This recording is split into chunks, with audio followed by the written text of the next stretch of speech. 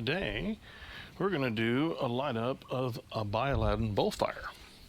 And this is a kerosene heater, and it's pretty cool. It basically runs an awful lot like, go ahead and scoot in so you guys can see me, and I can almost destroy a globe. That could have been tragic. Well, let's put up camera number 2 back up here.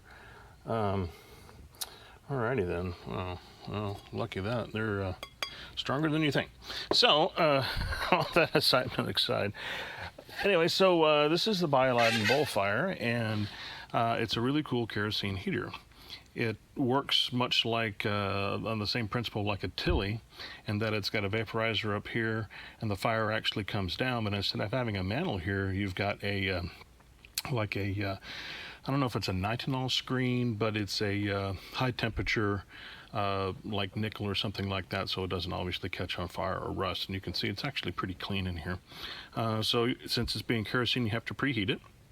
It's got a preheat cut with an asbestos wick in there, and a pump for pressure. It's got a filler cap with a pressure relief valve, and then it has a tip cleaning knob, so you have a little pricker that goes up and down. There is no positive shutoff on this one. The only way that you get positive shutoff is you release the air pressure, which is done with this knob right here in the middle. And so right now it's open, and you really need to store these open because any kind of pressure or temperature changes will change the pressure inside the fount, and that will make it leak kerosene everywhere. You don't want that. It makes a heck of a mess. It's happened to me, so I don't do that anymore. I leave this open all the time. So basically what you have to do here is we'll start off by preheating. So I just have some denatured alcohol, which I will go ahead and fill the cup.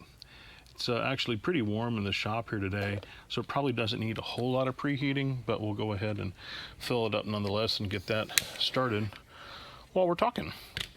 So I got this one over in the UK when we were living there, and basically the only thing that needed to be redone on it was everything. So the gasket and the fuel cap gasket, both of those were bad. I replaced the non-return valve in here because this doesn't have a check valve system like the Coleman's do. It has a non-return valve in there, much like the M1950 stoves. So I had to replace that.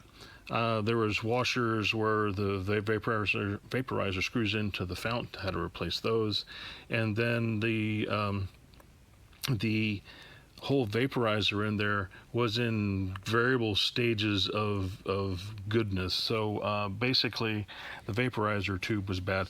It's the same thing as a generator. They just call it a vaporizer. So that generator basically is structural support for this whole burner head.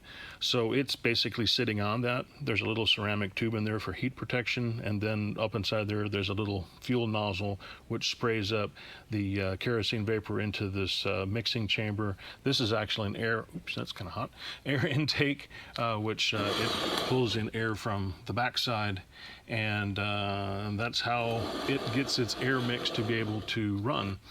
You'll notice that on Tillys, sometimes they'll have like 3 intakes. This only has 1. So at any rate, you always start this thing with the valve open, because as it heats, it'll pressurize it, and you don't want it to force kerosene up into the top of there too soon. Otherwise, you end up with a rather big mess. It's about, like I said, about 75 here in the shop today. It's a rather warm February down here in Texas, and actually I'm sitting here sweating, kind of questioning my reasoning of doing a heater light up. But hey, in a few days it's going to drop back down in the 50s because Texas is funny like that, and then we'll be needing the heater again. So what I'm going to do at this point is that as I see this is burning down and it's mainly burning off the wick, I'm going to go ahead and screw this shut so it'll hold pressure. What will start to happen if there's any kind of kerosene that's trying to get forced up, you might see vapor start to come out of this tube, and that's indication that you've got some vaporizing kerosene in there, and it's probably safe to pump. So the thing is with these is that when you start pumping them, you want to go slow. You want to give it like no more than 5 at a time just to kind of see what it does, because otherwise you'll just end up with soaked in kerosene and it's just a mess and it stinks and you don't want to do that. So we're going to go with the 5 here because I think we may get ignition. So 1, 2, 3, 4, 5. See a little bit starting here. That's a good sign. We'll give it another 5. Okay. I think that's probably 5. And now you can start to see the glow. So that's exactly how you want it to start, with no real drama or anything like that. And then you just kind of let it sit here. I usually let it kind of burn off a bit of the alcohol, so it before I go pumping it too much further. And that shouldn't take too long. But this is also a lantern that I've had to run Amish mix in order to get it to run correctly, because otherwise it runs really, really rich. But I also discovered something very, very interesting about, and I don't have the jug at hand. Ah, yes, I do. This Clean Strip 1K heater fuel, this one here, this is mainly Stoddard solvent. It's not really kerosene, which I found to be kind of interesting. So the flash point on this is really low. It's like around 104 degrees. So that may be part of the reason why I'm having some trouble running it reliably in here.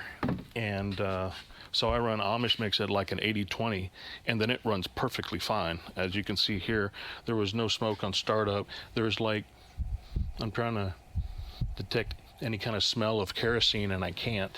It burns very, very clean this way. So I don't know. So that's one thing that I've seen, like on some of the Aladdin lamp sites. They say definitely don't burn that in your Aladdin lamps, because you can get a runaway in a kerosene lamp, because the flash point is so low. Normal kerosene, I think the flash point's around 140 degrees. This is like 104, so it's quite a bit lower. So we've basically got this all to kind of shut out. It's all kind of burned out here on the bottom. So we're going to go ahead and pump it a bit more. And usually what I do, and when it's dark out, I can see how far down the flames are going. So I'll basically pump it until I see the flames getting very close to the bottom. But as you can see, as I continue to pump this, that the red is glowing further down the wire mesh. And I think I actually probably need to lube my leather in here a little bit. Yep, so we just kind of keep on trucking here and let it rip. That's looking pretty good. Stop there.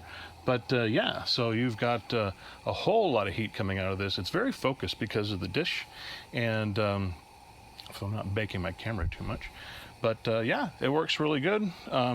I rarely use the tip cleaner. I don't even use it when it's on, because you'll cut the fuel supply off and then it'll tend to backfire.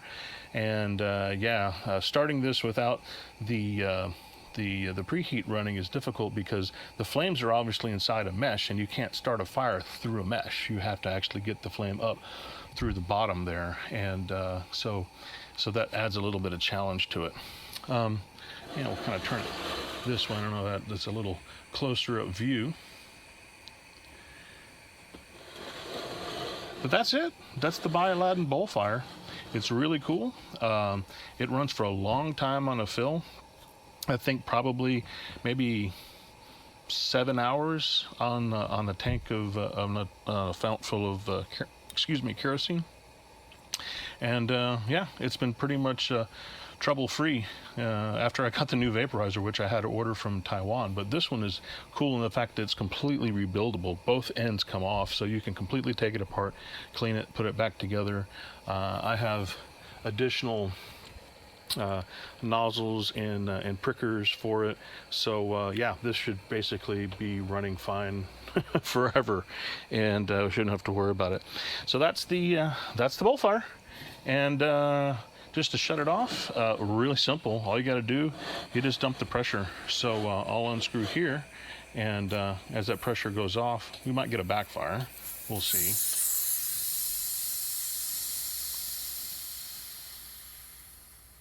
Nope. decided to behave. You can see a little wisp of smoke that comes out of there, but again, you keep this this vent open all the time once you've turned it off, just so you don't have any problems with it trying to force kerosene back up in it. But yeah, that's it. Turns off super easy, runs a long time, provides a lot of heat.